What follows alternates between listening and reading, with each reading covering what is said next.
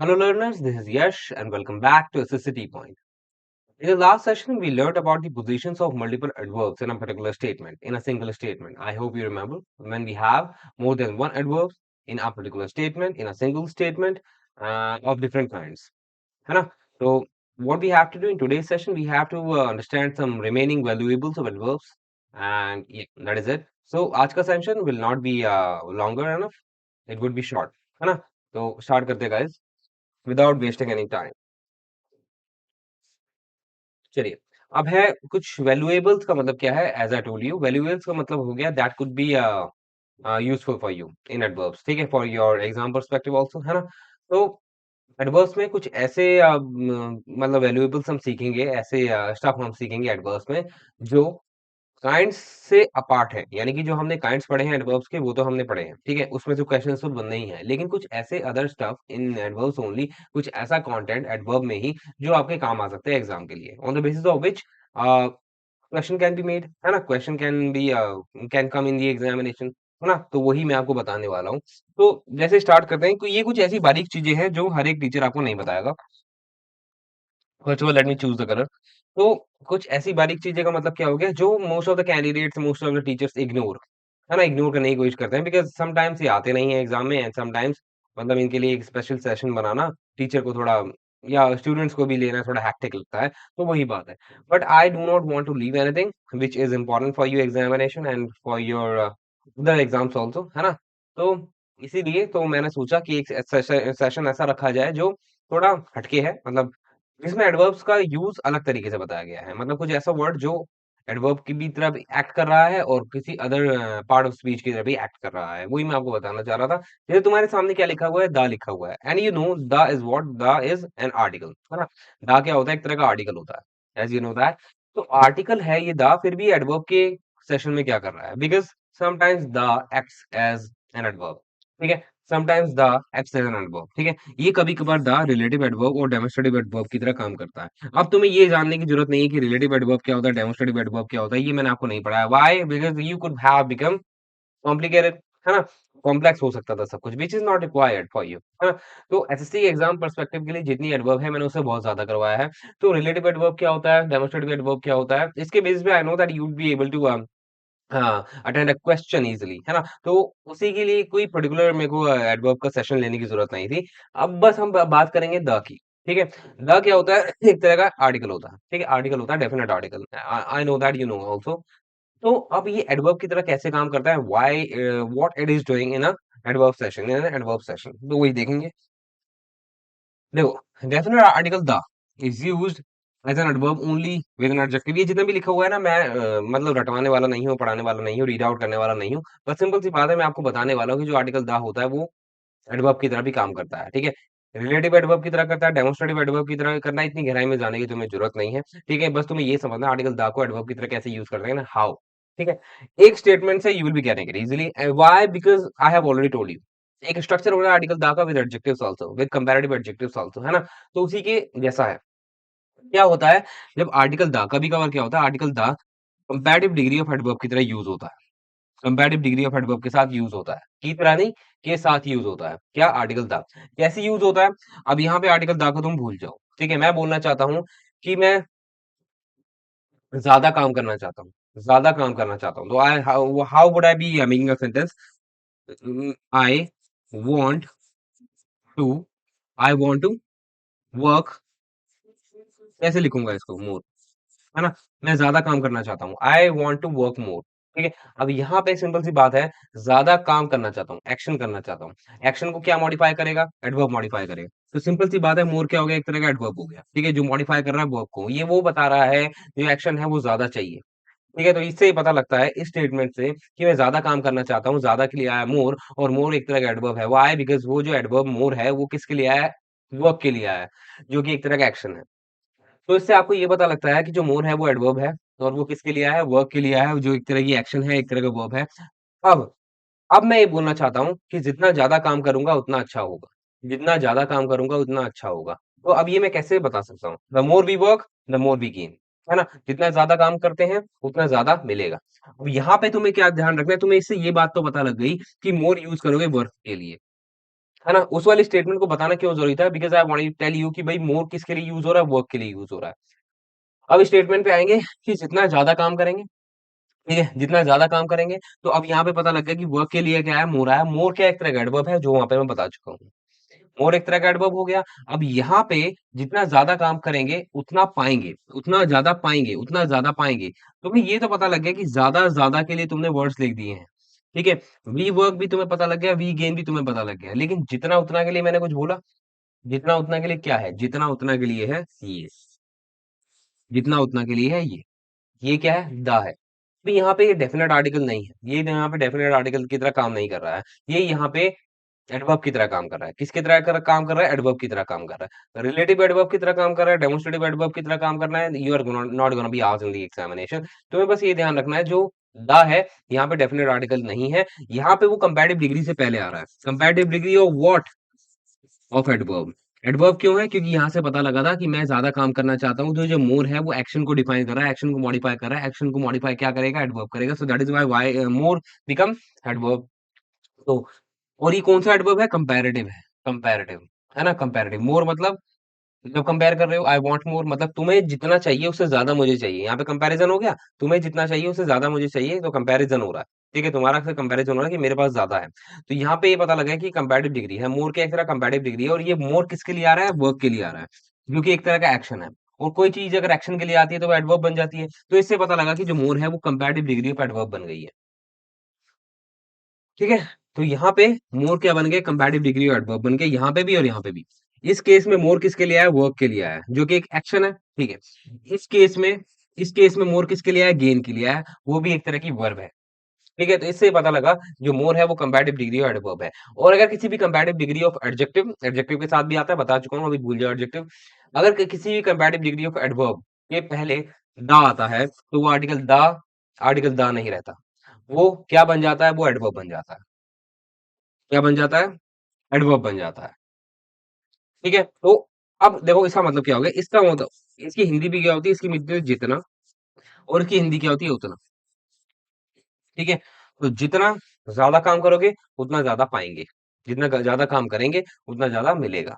ठीक है, तो इसलिए यहाँ पे ये ध्यान रखना है कि अगर कोई दा कंपैरेटिव डिग्री एडवर्ब से पहले आता है, तो वो द डेफिनेट आर्टिकल का काम नहीं करता उस टाइम पे। वो द आर्टिकल, जो वो द है, वो किसका काम करता है? वो एडवर्ब का काम करता है। रिलेटिव एडवर्ब कहते हैं और डेमोंस्ट्रेटिव एडवर्ब कहते हैं। किसको? इस वाले को रिलेटिव एडवर्ब कहेंगे, इस वाले को डेमोंस्ट्रेटिव एडवर्ब कहेंगे। बस इतनी गहराई में जाने की जरूरत नहीं है, but I want to tell you because definition मेरी स्लाइड्स में साथ लिखी रहती है। लेकिन डीप में घुसने की जरूरत नहीं है कि रिलेटिव एडवर्ब है या डेमोंस्ट्रेटिव एडवर्ब। बस ये ध्यान रखना है कि जो द है, वो आर्टिकल द का रोल नहीं निभाता है, वो एडवर्ब का रोल निभाता है जब वो किसी दूसरी एडवर्ब को मॉडिफाई करता है, जो कंपैरेटिव डिग्री होती है, कंपैरेटिव डिग्री ऑफ एडवर्ब होती है। ठीक है, कंपैरेटिव डिग्री ऑफ एडवर्ब होती है।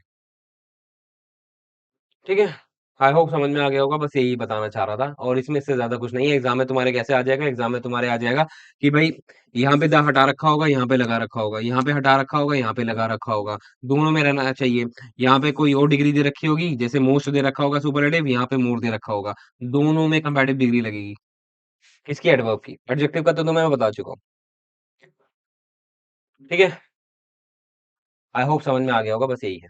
एक एग्जांपल से समझ में आ जाएगा, ज्यादा एग्जांपल खुद बना लो। ठीक है, खुद बनाने की कोशिश करो। एक एक और बनाओ, अगर तुम्हें और भी एग्जांपल चाहिए तो। मेरे को लगा था एक में समझ में आ जाएगा, and I know, I believe that you would be able to get it because I have already told you this kind of example in adjective session. ठीक है, चलिए अब आगे बढ़ जाते हैं। अब है देयर। जैसे दा था, दा का तुम्हें रोल पता है, देयर का रोल पता है। ठीक है, दा का तुम्हें रोल पता था, आर्टिकल की तरह यूज होता है, बट एडवर्ब की तरह भी यूज होता है। देयर आज तक तुम्हें सुना है? देयर कैसे देयर? अच्छा, ये देयर तुम्हें पता होगा। देयर एज एन एडवर्ब ये डिफरेंट है। एक देयर होता है वहां वाला, कि मैं वहां जाना चाहता, I want to go there, I want to go there. वहां पे देयर अलग है, वहां पे वो जो है देयर, वहां पे एडवर्ब ही है। लेकिन एक होता है adverb of place. Adverb of place, I want to go there. अब इस केस में ये देयर एक तरह का एडवर्ब है। कौन सा है? Adverb of place. लेकिन एक देयर और होता है जिसमें वो प्लेस नहीं होता, यानी कि प्लेस का काम नहीं करता, एडवर्ब प्लेस का काम नहीं करता, वो किसी इंट्रोडक्टरी एडवर्ब का काम करता है, तो वो देयर अलग होता है। ठीक है, अब देखते हैं कैसे। There is used as an adverb when it is used to begin a sentence. दो तरह के देयर होते हैं। एक देयर होता है जो जगह बताता है, जिसकी हिंदी होती है वहां, मैं वहां जाना चाहता हूँ, I want to go there. एक देयर होता है जो जगह नहीं बताता, जिसकी हिंदी वहां नहीं होती है, जो एडवर्ब प्लेस की तरह काम नहीं करता है। वो केवल और केवल, उसका कोई सच बताओ तो मीनिंग ही नहीं होता है। वो केवल और केवल सेंटेंस को बिगिन करने के लिए आता है, स्टार्ट करने के लिए आता है, जैसे इट होता है। तुमने देखा होगा कभी कभार इट का यूज होता है in the beginning of a sentence, और उस केस में इट की कोई हिंदी नहीं होती है। वो बस किस लिए आता है? Just to introduce. ठीक है, किसी भी आइडिया को इंट्रोड्यूस करने के लिए इट आता है, वैसे ही देयर है। ठीक है, यहाँ पे देयर एडवर्ब की तरह काम करेगा, लेकिन वो एडवर्ब इस एडवर्ब फ्रेज से डिफरेंट होती है। ठीक है, और यहाँ पे वो इंट्रोडक्टरी वर्ड की तरह आता है, बस किसी भी सेंटेंस को इंट्रोड्यूस करता है, और उसका कोई सेंस नहीं होता सेंटेंस के अंदर। एग्जाम्पल, एग्जाम्पल देखो तुम्हारे सामने। There are a lot of books to be read for the next exam.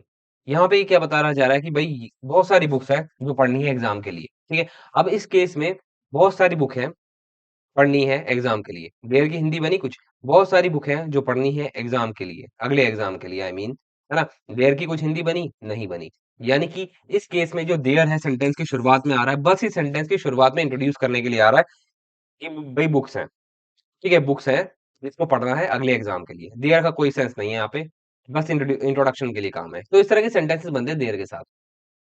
There was something weird in that house, कि भाई कुछ वियर्ड था उस हाउस में, कुछ वियर्ड था उस हाउस में। तो कुछ वियर्ड के लिए आ गया, कुछ वियर्ड, समथिंग वियर्ड, कुछ वियर्ड। ठीक है, वियर्ड का मतलब क्या होगा? कुछ अजीब सा, है ना। इन दैट हाउस, उस हाउस में, उस हाउस में। लेकिन देयर का कोई हिंदी बनी आपकी सेंटेंस के अंदर?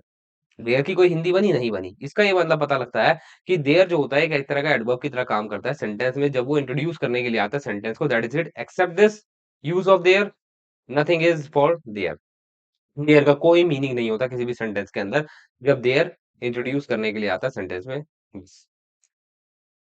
ठीक है, और देयर को, इस देयर को क्या बोला जाता है? ये एडवर्ब देयर होता है। ठीक है, और इसको इंट्रोडक्टरी एडवर्ब बोला जाता है। क्या बोला जाता है? इंट्रोडक्टरी एडवर्ब बोला जाता है। और इसका कोई भी रेफरेंस नहीं होता प्लेस के साथ in this kind of use. मैंने आपको बताया था एक प्लेस वाला देयर और होता है ना। जैसे I want to go there, मैं वहां जाना चाहता हूँ, तो वो देयर अलग है, एडवर्ब ऑफ प्लेस अलग है। लेकिन इस वाले देयर का जो सेंटेंस को इंट्रोड्यूस करने के लिए आता है, उसकी कोई हिंदी सेंस नहीं होती, कोई मीनिंग नहीं होता, बस इंट्रोडक्शन के लिए आएगा बस। ठीक है, इसमें एक चीज और ध्यान रखनी है, वो ये कि इस वाले देयर में रूल ऑफ इन्वर्जन फॉलो होता है। रूल ऑफ इन्वर्जन बता चुका हूं, दोबारा नहीं बताऊंगा। रूल ऑफ इन्वर्जन, पहले देयर आएगा, पहले देयर आएगा, उसके बाद कोई भी वर्ब यूज कर लो। यहाँ पे वॉज वर्ब भी आ सकता है। ठीक है, यहाँ पे वॉज वर्ब भी आ सकता है, ऐसा नहीं है कि यहाँ पे कोई और कोई वर्ब नहीं आएगी, और भी कोई वर्ब आ सकती है। ठीक है, ये तो मैंने ऐसे सिंपल लिख दिया।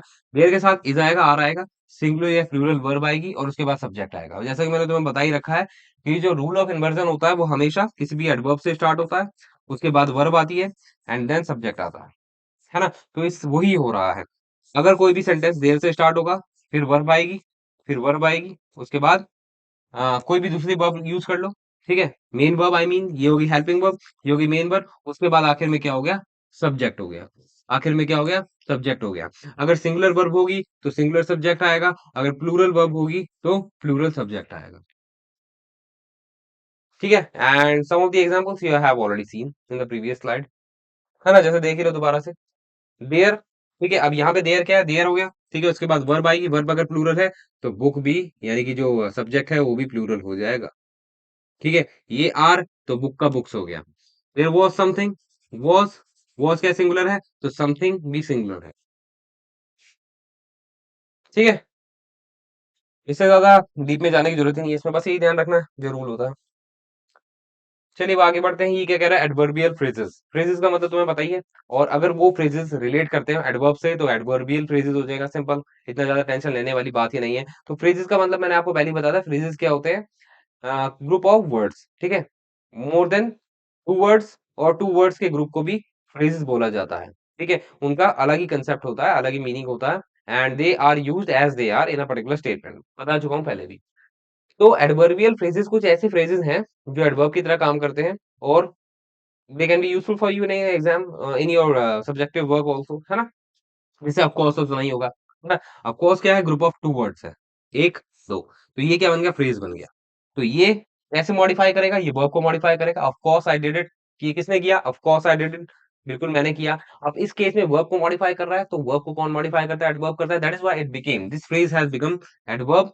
So this phrase would be called adverbial phrases. वैसे ही रेस्ट ऑफ द फ्रेजेस हैं, ठीक है? ये सभी की हिंदी में बताने नहीं बैठूँगा अभी because they are very common what you have to do because अगर मैं बताऊँगा अभी, ठीक है? तो you will forget it, I know that, ठीक है? अगर मैं अभी बताऊँगा तुम भूल जाओगे, तो what you have to do it yourself, ठीक है? गूगल पे जाओ, इन सब की हिंदी सर्च करो। जब खुद से सर्च करोगे so keep it will be kept in your mind forever, है ना? तो इसको ध्यान रखना इन सभी फ्रेजेस को, they are very important and they are very common and they can be used in both written and verbally, है ना? रिटन एंड ओरली आल्सो, ठीक है? चाहे रिटन में यूज करो, चाहे स्पीकिंग में यूज करो, सब में काम आएंगे, ठीक है? इतने कॉमन फ्रेजेस हैं ये।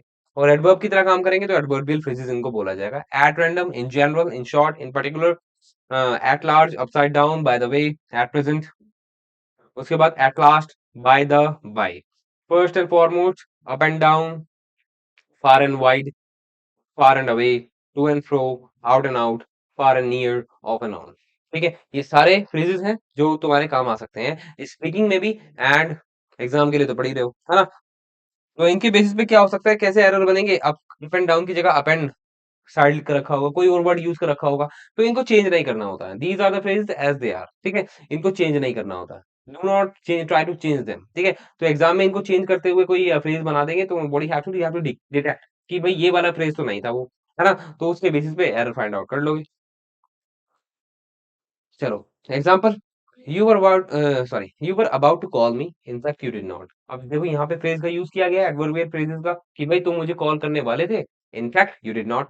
लेकिन सच बात तो ये है तुमने नहीं किया। तो यहाँ पे जो इनफैक्ट है वो एक तरह का एडवर्बियल फ्रेजेस है। तो एग्जाम में पता है क्या होगा? एग्जाम में मैंने देख रखा है, जैसे कि एग्जाम में क्या रखा है, इन दोनों को अटैच कर रखा है इनफैक्ट।